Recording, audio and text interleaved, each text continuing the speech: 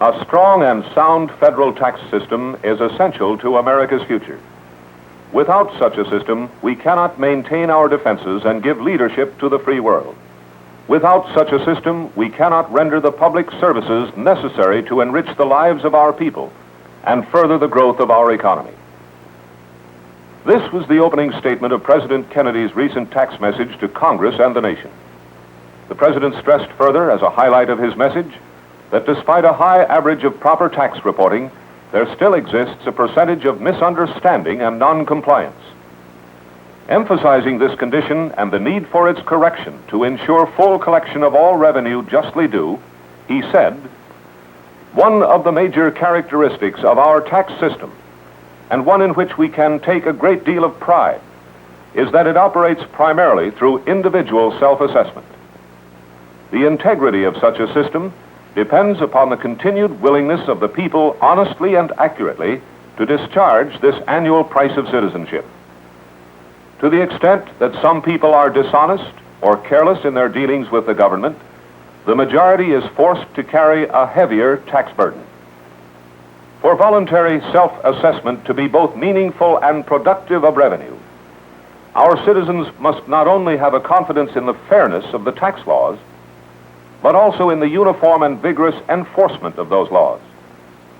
If non-compliance by the few continues unchecked, the confidence of the many in our self-assessment system will be shaken, and one of the cornerstones of our government weakened." The President then called for additional funds from Congress to provide for personnel to carry on a program of improved audits, enforcement, and anti-crime investigation, which will pay their cost many times over. Further, to make his position clear, the President, a few days later, paid a historic and precedent-making visit to the first meeting of his new Commissioner of Internal Revenue with the nation's 9 regional commissioners and 62 district directors since his administration took office. At the Internal Revenue Service building in Washington, he was joined by Secretary of the Treasury Douglas Dillon and other officials, and welcomed and introduced by Commissioner of Internal Revenue Mortimer M. Kaplan. Gentlemen, the President of the United States.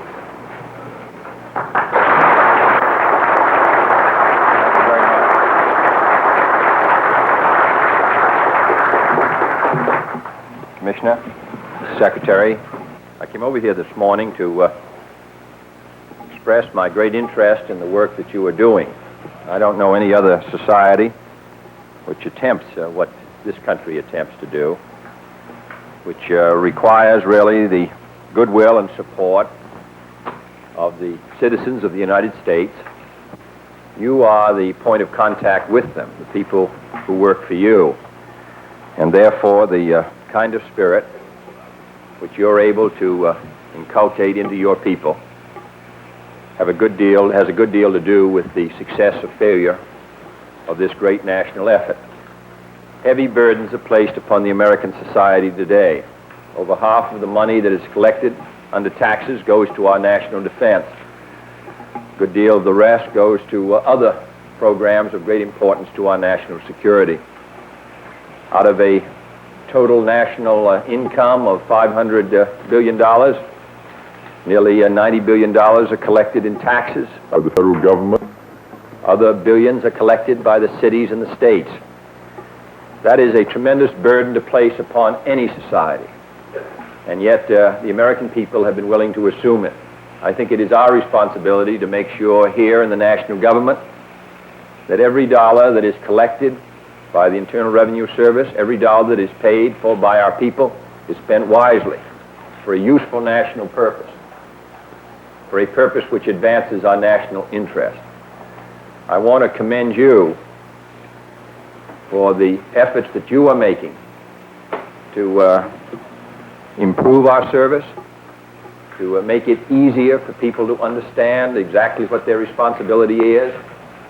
I hope that you will impress upon the agents of the Internal Revenue Service how much we are dependent upon them, on their courtesy, on their efficiency, on their integrity, on their fairness.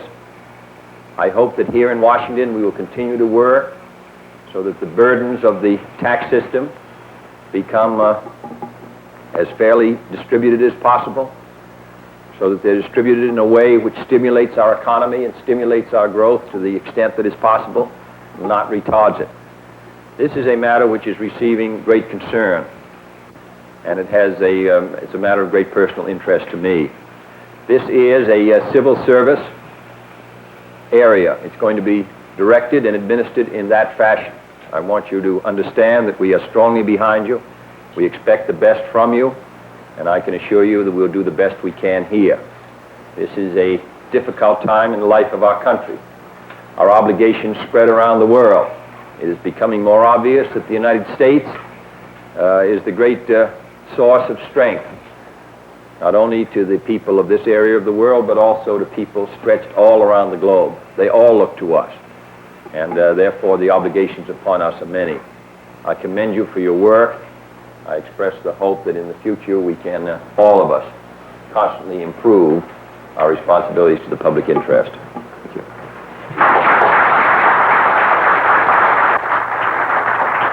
Thank you, Mr. President. You have just participated in an historic occasion. This is the first time in the history of our country that a president of the United States has ever visited the Internal Revenue Service.